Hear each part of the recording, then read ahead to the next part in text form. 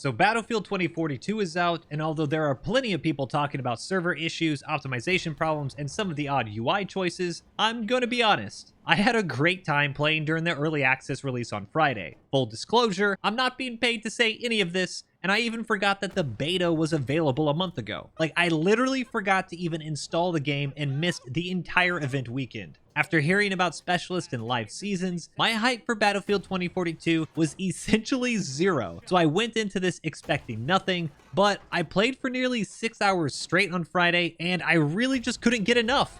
It was an absolute blast. First off, if you didn't know, those of y'all who did pre-order the gold or ultimate editions of the game do have a week-long head start to Battlefield 2042 before the official release on November 19th. If you did order it on Steam and you didn't get the gold or ultimate editions, there's no way to upgrade right now, so the only workaround I've seen is that you refund the base game and then you buy the gold or ultimate. So if you are considering that, there is a way to still play a week early. Now, with this head start, I've been checking out the base game mode, specialist loadouts, and of course, Portal. A lot of people have been super hyped about Portal since you can play things like Bad Company 2 and Battlefield 3 and new custom game modes created by the community. But for as much hype as those game modes are getting, all of my hype is focused on Battlefield 1942, which I had a chance to play, and it was awesome. It felt like the Battlefield 5 that we all wanted, which is essentially a remastered World War II game. Although there are only 2 maps right now available, Battle of the Bulge and El Alamein, I couldn't get enough of it. No specialist, no health regen, no kit customization, no vehicle selection and deployment menu, just old school Battlefield.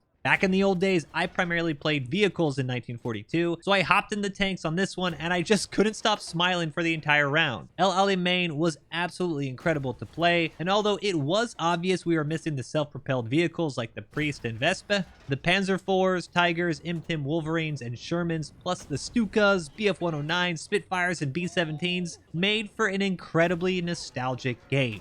It felt like El Alamein, it ran like a modern game, and it was just so much fun. I will admit, this game mode is probably not for everyone, since it really feels like the quote-unquote new generation of gamers need customization at every turn and the ability to show off as much as possible. It's that Fortnite generation type of stuff, so if you like it, cool, but I don't really like it. And yeah, unfortunately, they still have the in-game voice lines that are in 2042 in Portal, which makes for some pretty funny end screens. Ooh, I like it. I am not overconfident. I'm just better than everyone else. Did that British soldier really just look me in the eyes and say, ooh? Did that really just, yeah?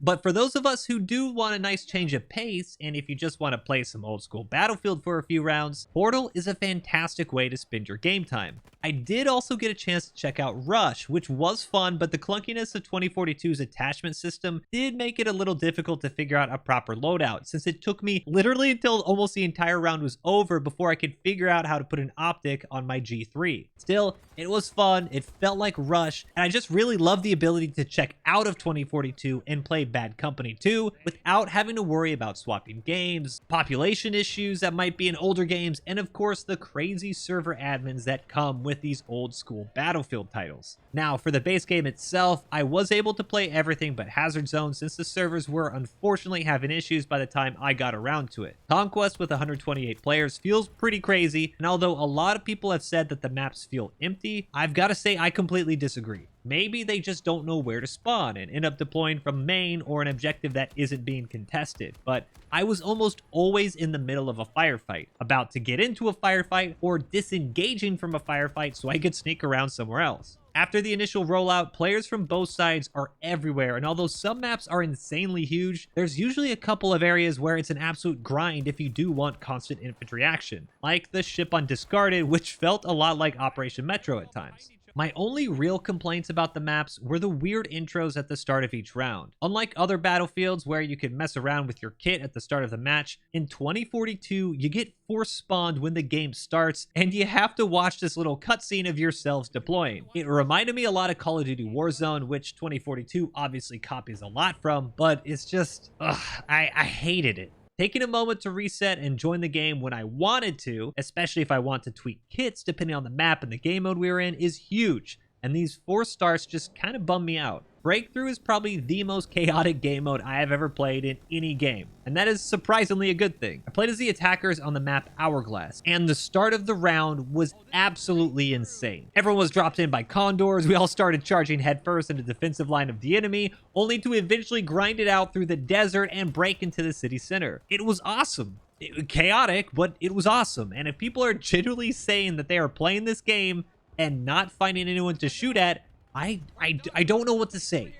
Maybe they're playing by themselves in an empty local game. I don't know. But I had a great time with Breakthrough and even was able to steal an enemy tank and use it against them for our final push to secure the city. Now, one of my biggest complaints before this game was even released was the announcements of Specialists. And although I'm generally still of the opinion that classes are much better than whatever we have now, Specialists aren't going anywhere. I get it. I'm 31, I'm essentially a boomer, and I'm just too damn old to fight a video game company or stage some protest against a studio that has obviously decided on this type of mechanic. I don't like it, but it's here, so I'm gonna have fun with it. Yes, there's wingsuits, turrets, and eventually grappling hooks whenever those get unlocked by the majority of the player base, but I've been having fun doing something completely different. Rao is a recon specialist, and his ability is hacking vehicles to disable their weapon systems. And from sneaking up on enemy vehicles, hacking them, and then C5 charging them. Yes, I said C5, it's not C4. Remember, we're in the future, so it's C5. As well as even jumping out of a squad mate's tank and hacking the enemy tank in the middle of a tank fight. It's been so much fun to embrace a completely different way to play and just honestly try to see what I can make of it. Like I said, I prefer the old school class system, but I'm going to have fun and work with what we get in 2042. Overall, I really like this. Like, really like this. I don't like the no scoreboard. I don't like server issues. I don't like this weird convoluted loadout system that makes it incredibly difficult to create loadouts. I mean, for a game that seems to have copied a lot from Warzone, it's actually quite hilarious to me that we don't have a workbench, but instead have to keep going back and forth between multiple windows over and over again to edit a single weapon. I'm not ignoring any of these issues, but I want to be very clear that I am genuinely having a great time in 2042 despite some of these problems. Hopefully, these issues will get fixed, and hopefully we'll get more primary weapons, and hopefully we'll have some sort of ranking system that isn't just a blank rectangle. I don't know if this is placeholder, but I am never going to be excited about getting promoted to level 10 rectangle. It's... what even is this? If you're an FPS fan wondering whether you should pull the trigger, I can confidently say that I am pleasantly surprised with 2042. I spent over $100 on the Ultimate Edition of Battlefield 5, and that was probably the most embarrassing purchase of my entire life. Not embarrassing game purchase, but out of everything I've ever bought in my life, spending that much money on Battlefield 5 is hard to even think about to this day. Ultimate Edition for 2042, however, money well spent, at least right now, and I didn't think I was going to be able to say that. But what do you guys think? Any issues with 2042 that have made you hesitate? Or maybe you're also like me and enjoying it? Let me know in the comments below, and if you like this video, give it a thumbs up and subscribe for more. And don't forget to check out the live streams at twitch.tv/MoiDawg, where I'll be playing plenty of Battlefield 2042. But that's it for me. Until next time, peace.